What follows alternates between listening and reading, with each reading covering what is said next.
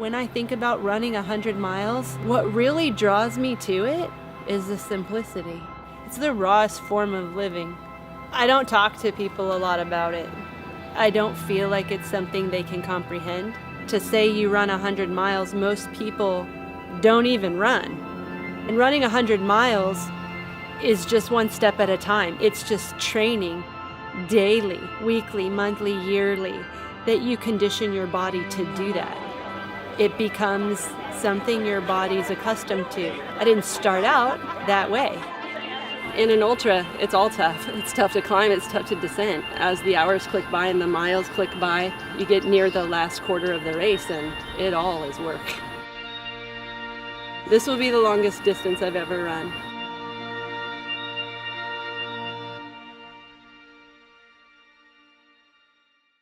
I always say you can't get to a 100-mile race without running.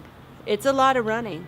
The first time I won a 100-mile race, it was very satisfying. The race that I won, I had run the year before, and I had run it with a lot of issues. So took the time off and went back the next year and won. And it was an elated feeling because I had corrected what I did wrong. My girlfriend is the one who posed the idea to me. I kept looking for different marathons and different places to go. So she goes, you know, right here in our backyard we have all of these trails. Why don't you run with me out there? It's where I hike, but we could easily run it. You just keep pushing further and further and pulling up maps and go, oh, you know what? This one goes all the way out to Poway. You're going, oh, I think we can do that. Oh, this one goes through Mira Mesa and I think we can cross over here. We only have to cross over 2 roads and we're in a whole different trail system. So you just keep connecting them and pretty soon you're going, oh, we could do 50, 70 miles out here. When it gets much past 30 though, you really have a desire to go to the mountains. The last 3 weeks of my training, I ran 104 miles total with 3 long runs. And then I ran 110 miles total, again 3 long runs. Long runs meaning anywhere from 20 miles to 40 miles. And it's beneficial when you're training to run for 20 to 30 hours. The general population doesn't like to be uncomfortable. And you're looking at a very small sliver of the population that actually craves it. Long, slow distance, LSD, it's addictive. It does something for you. She's invested so much in her success, and she takes it very seriously. It's a job. And if you're gonna run 120 miles, you should take it seriously. That's a huge commitment. I think you could do whatever you put your mind and heart into. I've had some luck or good fortune in races as a competitive runner, but I feel like a lot of that has happened because I love running. I never exercised. At all? Nope. When I became pregnant with my first child, we went in to find out the sex of the baby, and that's when he told me she didn't have a pulmonary valve. My husband and I dealt with it very different. He detached, and I couldn't. That was the beginning of the stress, the becoming overwhelmed. And so it took them several months to convince me and talk to a psychiatrist and get me to the point where I would even consider taking medication. My husband at the time just sort of be a spectator. If I asked for help, it was, well, clearly you're crazy. You should do something about that. Just mean-spirited. They discovered that I was depressed and I was getting treated, and then I had to go off the medication when I became pregnant again. So it was really this yo-yo for several years. I didn't go outside. I was everything to my children. I comforted myself with food. It was indulge in everything. And because of this medication, I couldn't tell if I was hungry. I couldn't tell if I was full. I couldn't tell if I was happy or sad. I also started to develop high blood pressure and then borderline diabetes, along with this anxiety and depression. Every year I would need the medications increased. So I went back to the doctor, and that was when I found out I weighed 200 pounds. I was sitting in her office thinking to myself, what happened? What happened to me? Who am I? And I just really meekly said, is there another way? She told me that if I lost weight, it would probably correct itself. She goes, picture a number in your head of how much you want to weigh and add a 0. That is the amount of calories you could eat per day to be the weight that you've decided. So I picked a magic number, 130, decided I get 1,300 calories. So I got myself a gym membership. I signed up for 3 times a week because I told myself any more than that and I'm asking for failure. It took about 2 weeks before I caved miserably. Turns out I was probably eating 4,000 calories a day easily. Being the food addict that I was, wanting to eat all day, all the time, naturally that led to a ton of fruits and vegetables. I think it was the first 3 months, I dropped 30 pounds. I started to feel like you can make a difference. You can choose a difference. I started doing the elliptical machine and the treadmill machine, started to see those times of exercise as just this escape. I was still married, it was still horrible. It was a time for me, a coveted time that nobody could taint. But at the end of the year, when I stepped on the scale, I had only lost 65 pounds. And all I could think of in my mind was, this is a 5-pound failure. Everything else in my life started coming into play. This abusive relationship, this inability to speak up for myself. And it was then that I decided I don't necessarily want to be skinny, I want to be strong. Running entered the picture with the 5-pound failure. One friend in particular said, I'm doing this 21-mile walk jog. You should sign up. So I go out to the little neighborhood trail and I just suck wind. A couple weeks before the event, I discovered that a marathon was only 5 miles longer than I had signed up for. So I took a leap of faith and I upgraded to the marathon. You know, a 50K, it's only 31 miles. That's only 5 miles past the marathon. So signed up for a 50K. What made me push forward to the 50-miler, all of a sudden I was surrounded by this warm-hearted community who just wanted to help you, encourage you. Up until that point in my life, I didn't know people like that existed. My first 50K was also when I left my husband. After I had gotten off of all these medications, you do start feeling. And I felt anger and I felt hurt. Maybe it's not the best thing. It's extreme, definitely, but it's dangerous to overeat. Running is not everything to me. It's not who I am completely. It's what I do. It pushes me, it rewards me. It makes me better. I do feel like my best self when I'm running.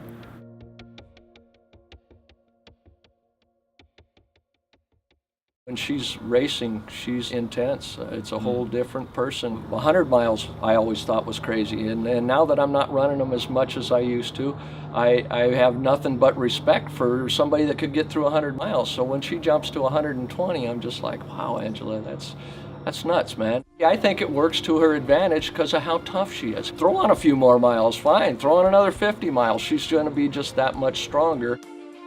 It's definitely not another race, so it'll definitely be the farthest she's ever ran. I've seen her do it so many times, I know, okay, she's in some pain, but it's something that she enjoys and is embracing and really, you know, what she loves to do. The race has everything that I love with the mountain trails, the point-to-point course. Well, 2 of the people on the team have paced me before.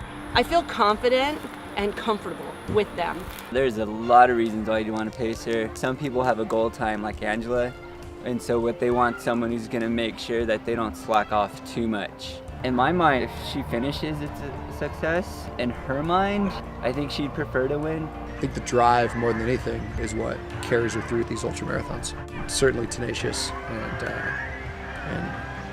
just able to dig deeper in anything that she does. I think it's her ability to suffer, and it's that ability to say, you know what, I'm just going to tell my body to keep doing this until we're done. I think that Ange is calm at the start because of experience. The experienced runner knows it's too long of a race to be excitable at the start.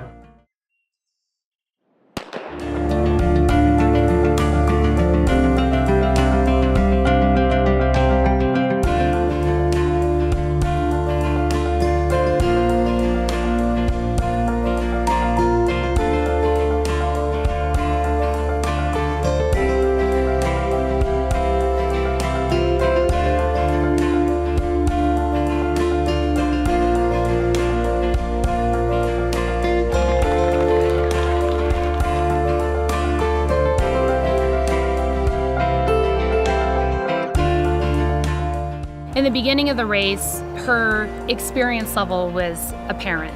She came in right on the split that she wanted. She still felt pretty good.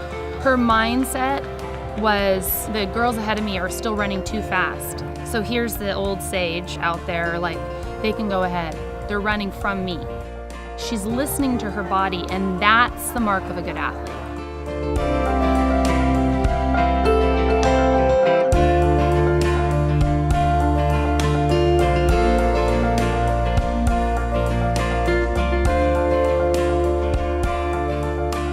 Enjoy it, please. You guys are.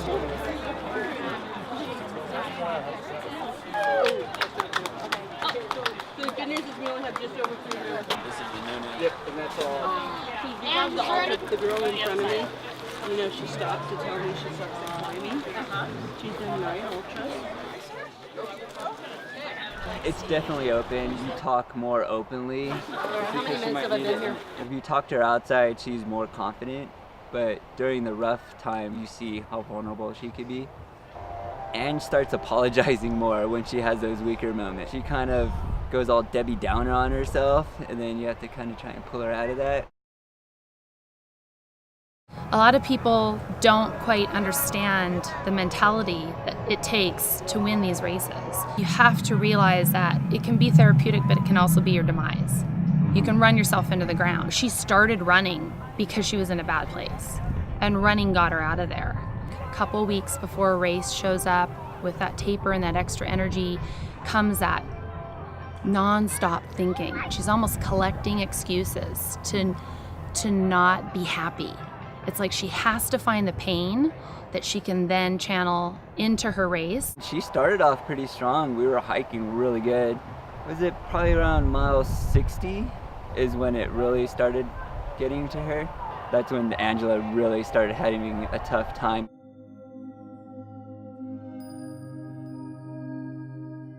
You try to run as long as you can without turning on the light. There is sort of a mental shift that goes, okay, now we've been doing this for a long time. Once your nutrition starts plummeting, at least for me, it directly affects my mood. And then I start beating myself up, and then I start going to a really dark place. It was a struggle, no doubt. It was the first time in the race, approaching the mile 68 station, that I did have the thought, how I'm not even halfway at a time in most races when I should almost be crossing the finish line. Very self-destructive. I remember telling David, I am a whiny baby. I can't do it. I don't know what is gonna happen. I don't know that I ever thought I wouldn't finish, but I did start thinking it was gonna be an ugly finish. I was thinking at that point about whether or not I was okay being second. She was coming out of a low spot through the night. She'd had a difficult time getting, calories and hydration. And so my job at that point in the race, knowing that there's a whole lot of race ahead of her still, is really just to try and get her back together and just get a good foundation for the next pacer to carry forward with. Between 90 and 99, the sole job of the pacer for 9 miles was to get food in her before this big climb up to the finish. And man, the pacer did her job. Jenny did her job. She came in, she chugged a Coke, shoved some food in her mouth, let out a huge burp, said I'm back, and took off. That's the Ange we know. That's the wolf that's ready for the hunt.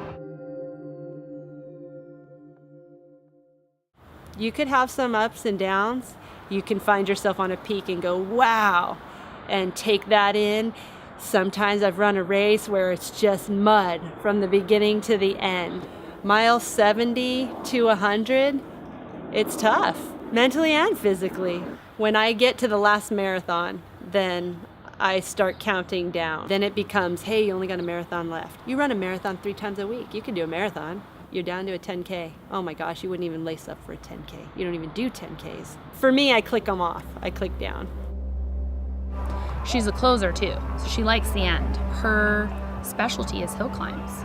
She can really get up a hill. She's like a mountain goat. If anybody can run out of a bad spot, it's Ange.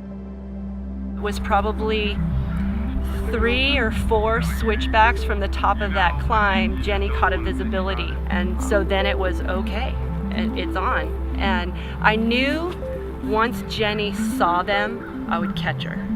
I just knew it. I mean, I know the drive, I know how I felt. We hit a straightaway and I saw her about 100 feet ahead of me and everything just went silent. Probably about 10 feet ahead of us, she stopped and she gave trail. She goes, "Go ahead and pass."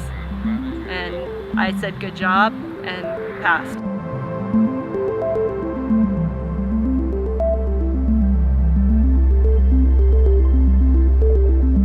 I just heard these crazy loud screams. The intensity of the screams let me know that they didn't know who was going to be first.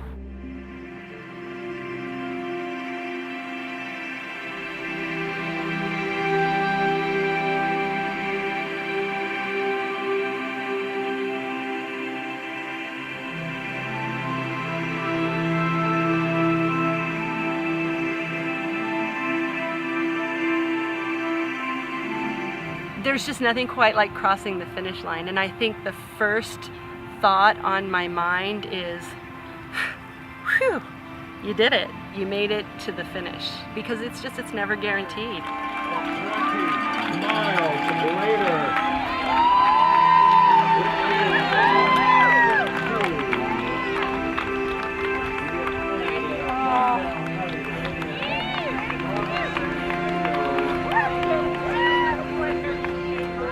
Oh my God! Oh my God! Yes!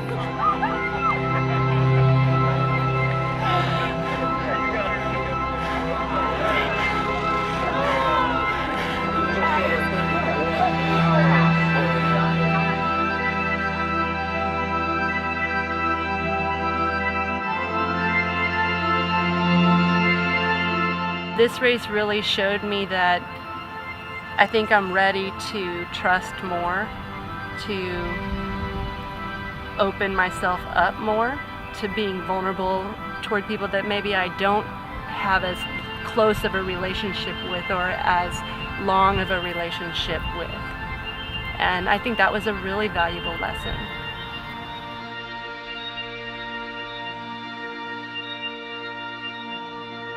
Ultra running has introduced me to the kindest and most compassionate group of people that I never knew. A handful of those I'm very grateful to call my friends. They've become part of my family, and my family no longer consists of dysfunction and abuse, but rather it's full with a compassionate man who loves me unconditionally, and his support is unwavering. And it's not just for me, it's for my 3 children also. We need to take care of ourselves. And we need to remind ourselves that we do have value, that we can make change. We can change our circumstances and we can change ourselves.